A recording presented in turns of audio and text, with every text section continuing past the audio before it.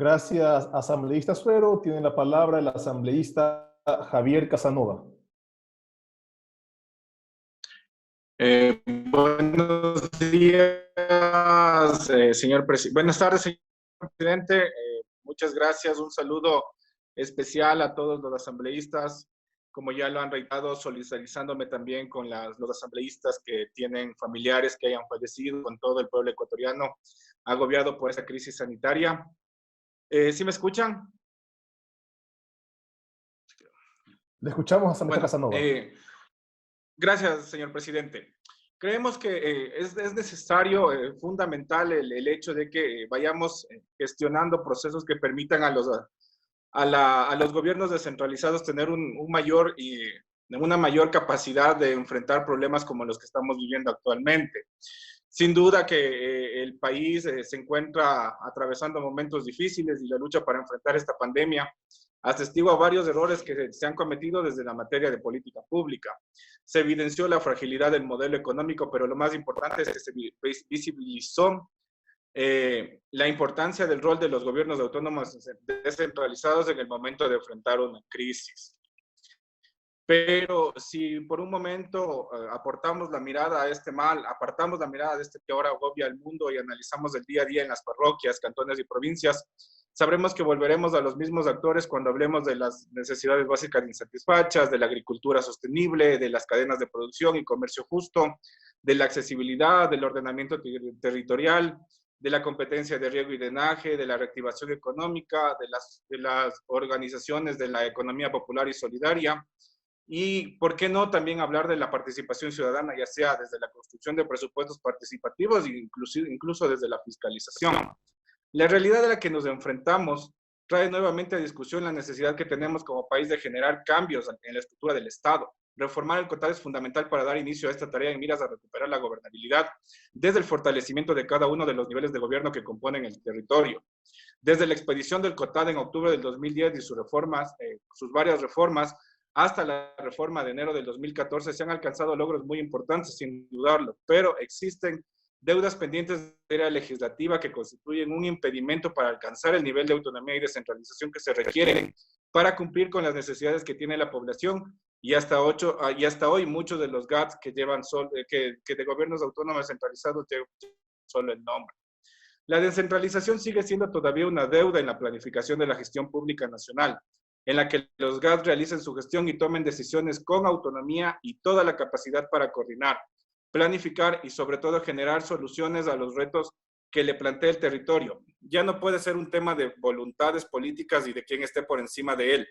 Este es el momento de hacer justicia y abordar la reforma de manera integral y compartida con los diferentes gremios y las instituciones del Estado competentes. He planteado una propuesta en varios discursos, en varios momentos. Uno sería una autonomía y descentralización. Creo que sin duda la descentralización es una adecuada, tendría que llegar a una adecuada democratización del poder desde un sistema de competencias exclusivas de los gobiernos centralizados, bien definidas y determinadas.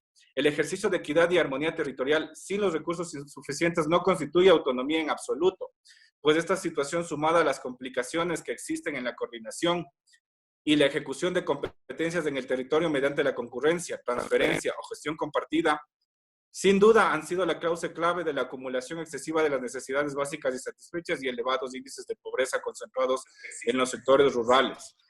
Para cambiar un país es necesario hacerlo desde sus bases. No podemos pensar en una reforma al COTAD si el punto de partida para este cambio no es otro que el fortalecimiento de los niveles más pequeños de gobierno, como los gobiernos autónomos descentralizados parroquiales rurales. Es necesaria una articulación multinivel. Es preciso que el COTAD garantice en su cuerpo normativo la integración de espacios de coordinación y construcción de políticas públicas desde mecanismos complejos y concretos de articulación, propiciando que la participación, intervención, priorización y toma de decisiones se mantengan los principios de equidad, transparencia y respeto a los tres niveles de gobierno que comparten el territorio y que estos apuntalen el modelo de desarrollo policéntrico para sacar un desarrollo territorial, que no será posible sin un presupuesto justo. La asignación equitativa de recursos, así como la aplicación del principio de justicia redistributiva, debe responder a una política de Estado que se pueda llevar a la práctica a través de un giro de administración pública, en donde cada nivel, cada instancia y cada actor tengan claramente definido su rol y los recursos que ciertamente le corresponden para cumplir efectiva y eficazmente sus funciones y competencias.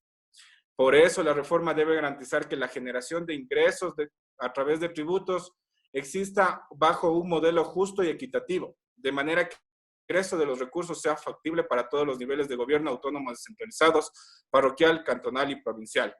No podemos hablar de una verdadera autonomía si los gobiernos autónomos descentralizados, parroquiales, rurales, provinciales y cantonales dependen en más del 60 y el 70% de sus ingresos de las rentas del Estado. Es decir, no tienen la capacidad de generar ingresos propios y esto los limita en la respuesta que pueden dar a su población.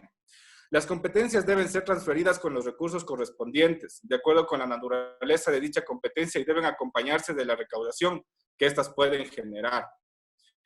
Sin duda, la crisis sanitaria actual que nos tiene a nivel mundial es volver la mirada al campo y pensar en la ruralidad desde una visión integral. Esperemos que la desesperación y la convulsión en la que se vieron expuestas las grandes ciudades no nos confunda una vez más. Es momento de volver la mirada al campo y generar desde esta reforma al código garantías para que los gobiernos descentralizados, provinciales y parroquiales fortalezcan el sector agrícola del país.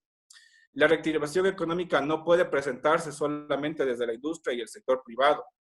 Es necesario llegar a un gran consenso en el que los principales actores públicos y privados garanticen la asignación de recursos y que estos sean suficientes y, de acuerdo a las competencias, estén claramente definidas para que los gobiernos descentralizados y las instituciones del Estado puedan articular de manera efectiva la construcción de políticas públicas que favorezcan al sector rural sobre todo.